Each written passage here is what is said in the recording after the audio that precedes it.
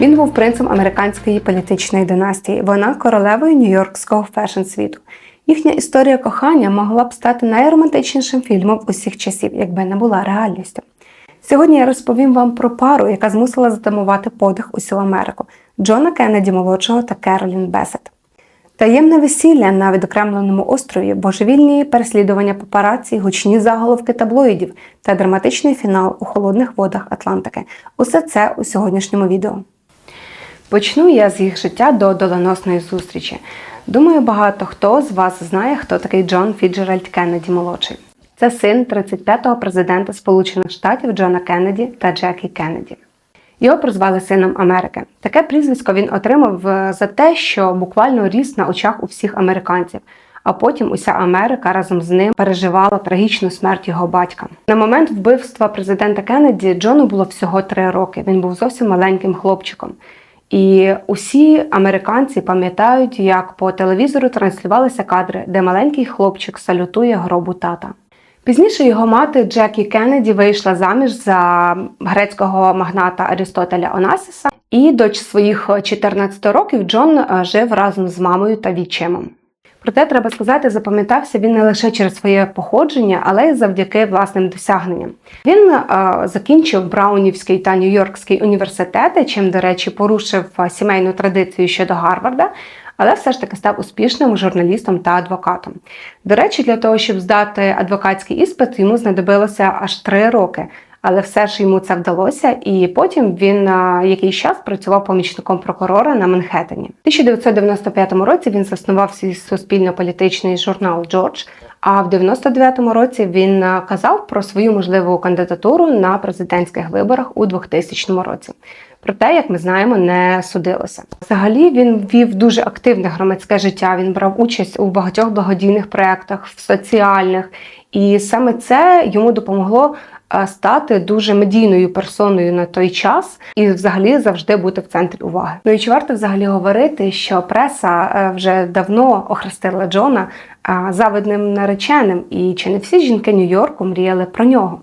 Йому приписували насправді дуже багато романів, але, напевно, не всі є правдивими. Зокрема, йому приписували роман Сінді Кроуфорд із принцесою Діаною навіть. Проте цьому якихось офіційних підтверджень немає. А щодо Мадонни або, наприклад, актриси Деріл Ханни, то там справді були стосунки. Зокрема, з Деріл Ханною він дуже довгий час зустрічався, до речі, якраз до зустрічі з Керолін Бесет. І це актриса, яку ви знаєте по фільму «Вбити Біла». Вона там зіграла оцю найману вбивцю, в якої одне око. Звичайна дівчина, яка народилася в маленькому містечку Уайт Плейнс, штат Нью-Йорк, і була 3-ю дитиною в сім'ї. Її батько був столяром, а мати – адміністраторкою в державній школі. Життя Керолін було зовсім не схоже на те, яким жила сім'я Кеннеді. Саме це стало однією з причин, чому їхній союз викликав таку сенсацію. Люди не могли повірити у те, що Джон міг закохатися в абсолютно звичайну дівчину без впливових родичів та мільйонних статків. Керолін навчалася в школі-інтернаті Грінвіч, штат Коннектикут, а згодом вступила до Бостонського університету, де отримала диплом педагога. Якийсь час вона навіть мріяла стати моделлю. В принципі, в неї для цього все було, тому що вона мала витончений зовнішній вигляд, природнє відчуття стилю, але дуже швидко вона зрозуміла, що це не зовсім її сфера, вона не хоче такої публічності і вирішила присвятити більше уваги саме навчанню. Після закінчення університету вона все ж таки залишилася працювати в індустрії моди, але по ту сторону камер. Кар'єру вона розпочала у Calvin Klein, де спочатку працювала консультанткою в магазині, допомагаючи людям обирати одяг. Завдяки природньому відчуттю стилю вона досить швидко завоювала довіру постійних клієнтів і стала працювати з ВІП-клієнтами бренду. Саме це допомогло їй піднятися кар'єрними сходинками та стати піар-менеджером магазину Calvin Klein. В цій сфері, в цій сфері вона допомогла їй познайомитися з багатьма впливовими людьми, і однією із таких стала Келлі Кляйн, дружина відомого дизайнера Кельвіна Кляйна. Саме Келлі і представила Керолін Джону, і це стало початком їхньої історії кохання, яка змінила життя їх обох. Є цитата із особистих спогадів асистентки Джона Роуз Марі. Вона звучить так. Вона відрізнялася від типових красунь, яких можна було побачити на Манхеттені. Вона не намагалася справити враження. Я б навіть сказала, що вона взагалі не намагалася. Вона була саме тією дівчиною, яка могла б сподобатися Джону. Їхні відносини розвивалися досить стрімко. Вони обоє розуміли, що не можуть один без одного, і вже в 1996 році зіграли весілля. Ця подія стала однією з найбільш обговорюваніших в 90-х роках, не дивлячись на те, що пара зробила усе можливе, щоб зберегти весілля в секреті. Церемонія відбулася 21 вересня 1996 року на невеличкому острові Кемберленд, що в штаті Джорджія. Місце було вибрано саме через його віддаленість та закритість. Туди можна було дістатися лише човном або маленьким літаком, і журналістам залишалося лише здогадуватися, де саме пройде подія. Весілля організували в історичній дерев'яній капличці Африканської єпископальної церкви, де серед освітлення були лише свічки, що створювало особливу атмосферу. На церемонії були присутні близько 40 гостей, лише друзі та родичі. До речі, самої охорони було куди більше – аж 50 чоловік, і лише один фотограф. Щоб зберегти конфіденційність, гостям заборонили проносити з собою камери чи телефони, а персоналу встановили суворі правила нерозголошення. Незважаючи на всі заходи безпеки, фото все ж таки потрапили в пресу. Буквально через кілька днів вони з'явилися на обкладинках журналу People, чим викликали великий фурор. Керолін була в лаконічній, елегантній сукні від Нарциса Родрігес, яка потім стала культовою в історії моди. Витончений образ довершувала делікатна шовкова вуаль, класичні білі сандалі від Маноло Бланік та прозорі рукавички. Її стриманий та елегантний образ створив справжній переворот, контрастуючи з декорованими та пишними сукнями того часу, наприклад, як принцеса Діани. Букет був теж дуже гарний, але з цього ракурсу здається, ніби вона тримає пучок петрушки, і десь там збоку трошки конвалії. Але все одно було дуже гарно. Ця подія залишила незабутній слід в історії, а образ Керолін досі надихає своєю елегантністю та простотою. Зокрема, Меган Маркл в одному із своїх інтерв'ю зізналася, що надихалася саме образом Керолін при виборі своєї весільної сукні. До речі, про гостей. Пам'ятаєте, як я казала, що їх було лише 40? А тепер уявіть собі Різдво 96-го року за кілька місяців після весілля. Молода дружина Джона, Керолін, готує подарунок для своєї тітки по чоловікові, легендарної Лі Радзівіл. І не просто подарунок, а ковдру Ермес за кілька тисяч доларів. Але ось настає момент, коли вона відкриває свій подарунок від Лі. І що ж там? Звичайні заколки для волосся з аптеки. Так, ви почули правильно. Звичайні пластикові заколки від бренду Goody, які можна купити в будь-якій аптеці. А чому? Бо вгадайте, кого не запросили на весілля? Правильно, Лі Радзівіл. Вона сказала, це геніально, це ніби вона каже, як ти посміла не запросити мене на весілля? Отак звичайні заколки стали найелегантнішою помстою в родини Кеннеді. Після весілля інтерес до пари лише зростає, а їхній стиль життя та стосунки постійно перебувають під пильною увагою медіа. Здавалося б, ось воно щастя, але ця історія виявилася набагато складнішою. Ті, хто знав Керолін особисто, згадували про неї як про життєрадісну та світлу особистість. Вона хотіла спробувати все, що є в Нью-Йорку, згадує Елізабет Беллер у своїй книзі «Одного разу в касті». Однокласники та друзі також згадували про Керолін як про дуже добру людину, але преса малювала зовсім інший портрет – холодної затворниці з важким характером. Одного разу папараці навіть зняли їхню гучну суперечку в парку, і потім ці кадри облетіли майже усі телеканали. Можна тільки уявити, що відчувала Керолін, коли побачила ці кадри повсюду. Їхні стосунки були і справді як американські гірки – пристрасні, емоційні та складні. Пара навіть зверталася до сімейного психолога, щоб врятувати свій шлюб, але проблеми не зникали. Під час сварок Керолін могла навіть заявити, що зраджує Джону зі своїм колишнім моделлю Кельвін Кляйн Майклом Бедженом. Проте потім вона зізнавалася, що збрехала і просто хотіла викликати ревнощі. Цікаво, але історія Керолін мені дивним чином перегукується з історією принцеси Діани. Обидві жінки жили ніби в золотій клітці. Обох переслідували папараці, обом не вистачало уваги від чоловіка. Для Керолін, яка цінувала свою приватність, така надмірна увага преси, вона стала справжньою мукою.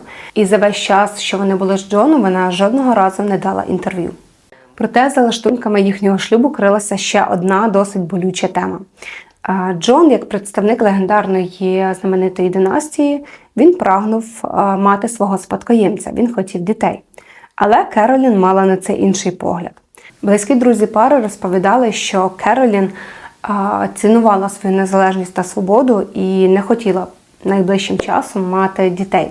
Вона розуміла, що увага преси в такому разі стане ще нестерпнішою і що кожен крок її сина чи доньки буде під увагою медіа. Їхній шлюб опинився на межі розриву. Керолін все частіше відмовлялася від публічних заходів, а Джон, навпаки, він прагнув до більшої відкритості, адже для нього це було абсолютно звичним. Подейкують, що останні місяці їхнього шлюбу були наповнені напругою та навіть короткочасними розставаннями. У цей непростий період з ними завжди була поруч сестра Керолін, Лорен Бесет. І саме вона намагалася завжди їх помирити та вмовила поїхати на день народження до кузини Джона Рорі Кеннеді. Ця поїздка мала стати їхнім шансом на примирення. Джон, Керолін та Лорен сіли в одномоторний літак Пайпер-Саратога та вирушили до Массачусетсу. Але цей політ став фатальним. Літак, яким керував Джон, зник з радарів. Цікавий факт. Джон з дитинства цікавився літаками. Ще будучи маленьким хлопчиком, він спостерігав, як на галявині біля Білого дому приземляються вертольоти. Він часто спостерігав за цим зі своїм батьком, і той навіть обіцяв йому подарити літак. Проте його мати Жаклін Кеннеді ніби передчувала біду і завжди боялася про те, що її син полюбить небо так само, як і його батько. І лише після її смерті Джон зміг здійснити свою дитячу мрію та отримати ліцензію пілота. І лише за 3 місяці до трагедії він і купив цей одномоторний літак Пайпер-Саратога. В день трагедії Керолін мучив головний біль. Разом зі своєю сестрою Лорен вони затрималися в магазинах на Медісон-авеню, коли обирали подарунок для кузини Джона Рорі Кеннеді. Вони прибули в аеропорт тільки о 8:30 вечора, на 2 години пізніше запланованого. Керолін намагалася відговорити Джона від польоту, адже до того всього він був на милицях, а його нога в гіпсі. За кілька тижнів до цього він отримав травму. Але Джон вирішив летіти. Ніхто не міг передбачити, що такі побутові деталі стануть частиною трагічної головоломки. 16 липня 1999 року і сталася авіакатастрофа, яка забрала життя Джона, Керолін та її сестри Лорен. Як і належить, Джон в той день перевірив прогноз погоди. За даними метеослужби Тетерборо, видимість приблизно мала бути 10-13 кілометрів, але реальні умови виявилися іншими. Пілоти, які тоді пролітали поруч, вони зіткнулися з сильною димкою над водою. Один із них пізніше розповість, що коли він летів над сушею, то все було чудово видно. Але коли він почав летіти над водою, лінія горизонту зникла. Інший пізніше скаже, що зникли всі вогні. І коли він підлітав до острова Мартас Віньярд, він навіть подумав, що сталася аварія на електромережі, так як жодних вогнів не було видно. Проте, коли він зв'язався з аеропортом, він дізнався, що знаходиться лише за 8 кілометрів від нього. Це було дивно, тому що вогні за такою відстанню мали би бути дуже добре видимі. О 20:38 Джон зв'язався з диспетчером та повідомив про готовність до зльоту. Диспетчер дав такий дозвіл, і це був останній сеанс радіозв'язку з літаком. Політ тривав приблизно годину. За цей час Джон набрав потрібну висоту і якийсь період політ був стабільним. За 34 милі від аеропорту призначення, коли Кеннеді мав вже заходити на посадку, перед цим він мав виконати звичайний поворот. Але умови були жахливі. Повна темрява, вода знизу та щільні хмари навколо. Не було жодного вогника чи орієнтира. Через тривалий поворот та дію відцентрованої сили у пілота порушилася робота вестибулярного апарату. Простіше кажучи, він просто перепутав, де небо, а де вода. І тут почалося найстрашніше. Спочатку Джон спрямував свій літак вгору, думаючи, що летить правильно, а потім пішов різко на зниження. Літак почав кренитися, тобто повертати корпус. Спочатку вліво, а потім все більше і більше вправо. І коли цей крен досяг 45 градусів, літак увійшов в штопор. Це як карусель, яка вийшла з-під контролю. У Джона були всього лише лічені секунди для того, щоб зрозуміти показання приборів і випрямити літак. Але в повній дезорієнтації і в тих жахливих умовах це було практично неможливо. І о 21:41 їхній літак зіткнувся з поверхнею Атлантичного океану. В результаті зіткнення всі троє загинули. Коли літак Кеннеді не приземлився на Мартас Віньярд, почалася масштабна пошукова операція.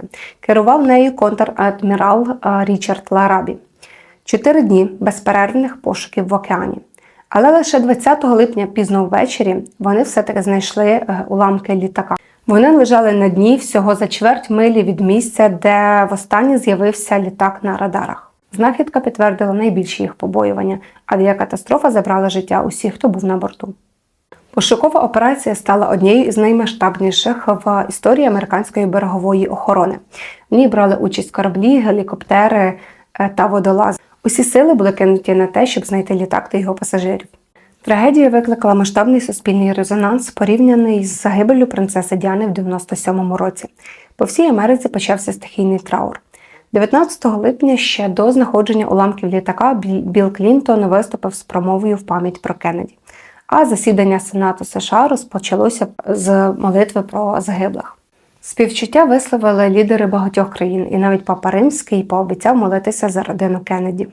6 липня 2000 року Національна рада з безпеки опублікувала остаточний звіт про авіакатастрофу, і головною причиною назвали дезорієнтацію пілота.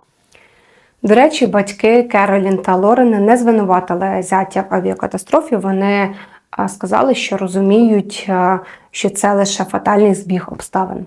Їм було 38 і 33 роки. Америка втратила свого принца, а світ – ще одну історію кохання, що закінчилася трагічним фіналом. Прокляття роду Кеннеді нагадало про себе знову.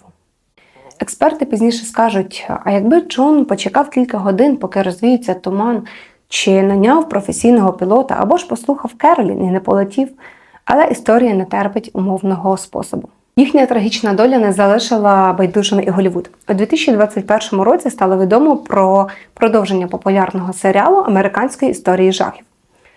Але тепер це буде американська історія кохання, і першими героями якої плануються саме Керолін та Джон. Щодо акторського складу конкретної інформації поки немає, але чітко свідчать, що на роль Джона розглядають Джейкоба Елорді, а на роль Керолін – Елізабет Дебікі або Діану Агран. Наразі немає офіційних підтверджень щодо кастингу або дати прем'єри, тому доводиться лише чекати, що режисер Райан Мерфі стримає свою обіцянку і представить нам цю історію кохання. Ну що ж, а я вам дякую, що додивилися це відео до кінця. Ви можете залишити свій лайк, коментар та підписатися на відео. Тут буде ще багато цікавих історій. Ну і до зустрічі в наступному відео.